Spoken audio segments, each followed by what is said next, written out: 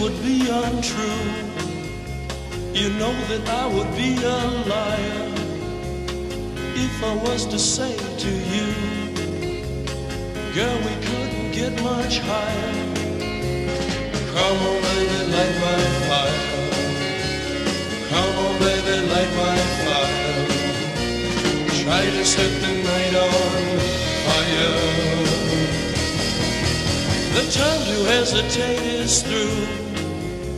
No time to wallow in the mire. Try now, we can only lose, and our love become a funeral pyre. Come on, baby, light my fire. Come on, baby, light my fire. Try to set the night on. Hello guys, so Tom here, how you doing? Before we get started with the meat and potatoes, I just had a quick question for everybody. I was looking around today and I came across a fragrance called Spent Musket Oil. Has anybody tried that or heard of it? I just thought it sounded really cool. It sounds like something that John Wayne would wear, or Daniel Boone, or Davy Crockett, or I don't know.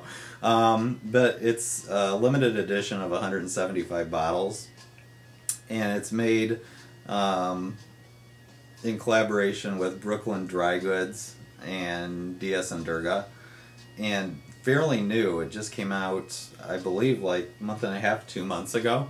The notes just sounded incredible, like something out of, I don't know what, an old Western movie.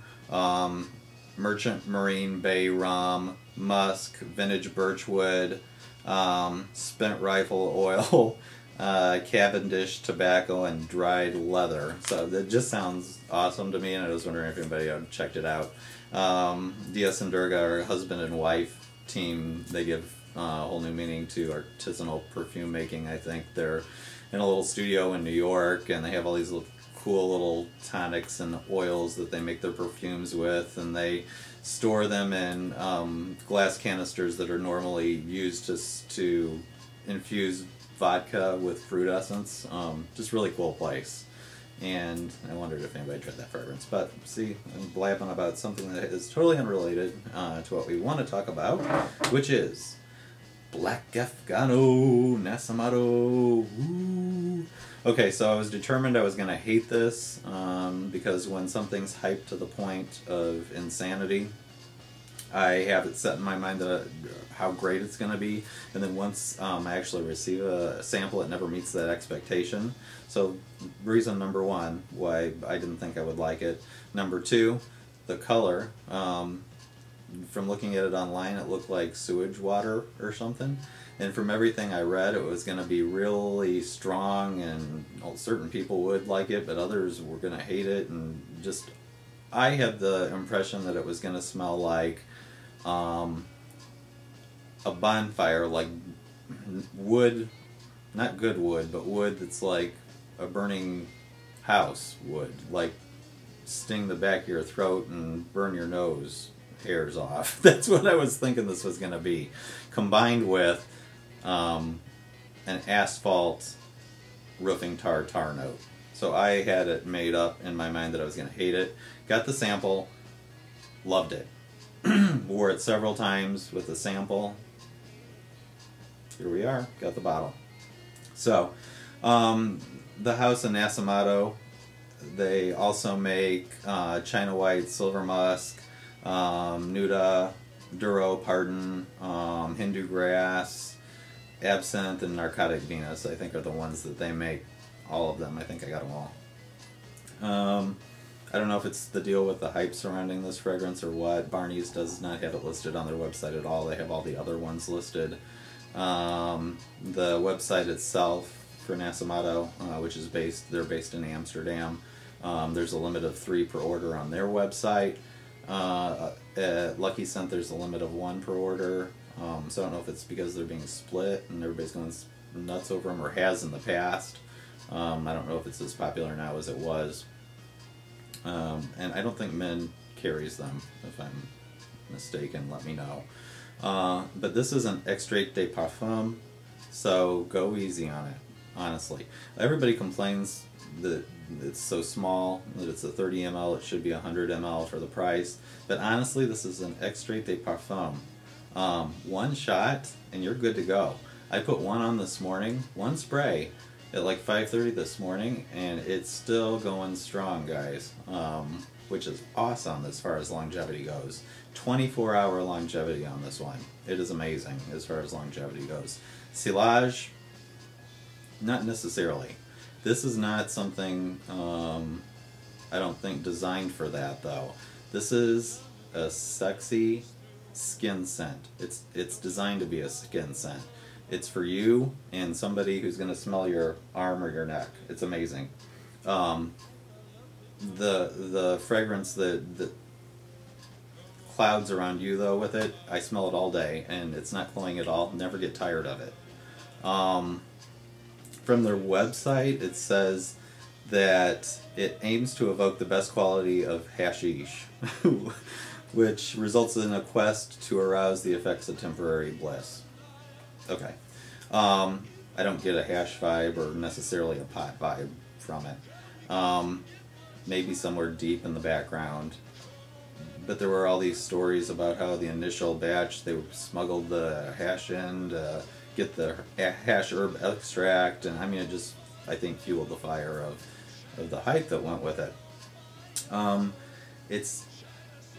try to describe it. The notes are not listed by the company. Part of their whole mojo, I guess, they don't list what's actually in the fragrance, whereas like with by Killian's Love Noir, or like any of his incense collection, or breaks it down exactly what's in every fragrance according to even the amounts. With this one, no, they don't talk about the amounts, but I can tell you what I get from it, and it's hard to describe because it's so unique and so different, and to me so beautiful. But I get the incense, obviously. It's a dark brown, murky, when you hold it up to the light, it's a cross between brown and black. Thick and syrupy is the way it looks in the bottle. And first time I'm going to do this since 5 in the morning, but when you spray it on, there's an oiliness to it, because strong. I mean, parfum straight, it's strong. It opens with a cedar that's unmistakable. It's a blast of smoky cedar, and a little musk and maybe some spice mixed in, maybe some cumin, or I would say cumin probably. It's a little sagey almost, but that cedar hits you right away. It's beautiful. The mid note then, as it dries, it goes into, imagine like a pot of simmering, not boiling water, and you take 20 pounds of tobacco and put in the pot and add a little bit of sugar to sweeten the water, not like a sugar syrup, but enough to make it just barely sweet, and then simmer that all day, like a light kind of simple syrup kind of thing. That's what you get, just a barely sweet tobacco, a wet, barely sweet tobacco in the middle, and a little, honestly, a little like sweat civet kind of thing there. But it's nice because it's not smelly because of that tobacco-y sweetness. It dries down into this vanilla-like ambery patchouli mix.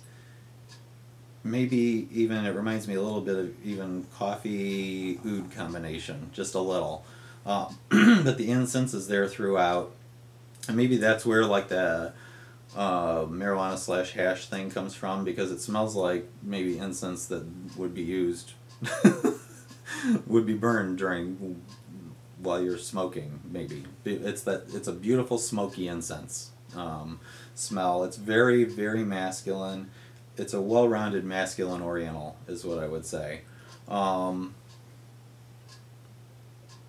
It's by Alessandro Gualtieri, who studied perfumery in Germany, and then he went on to work for Diesel, I believe, and then started his own fragrance company and is now based in Amsterdam.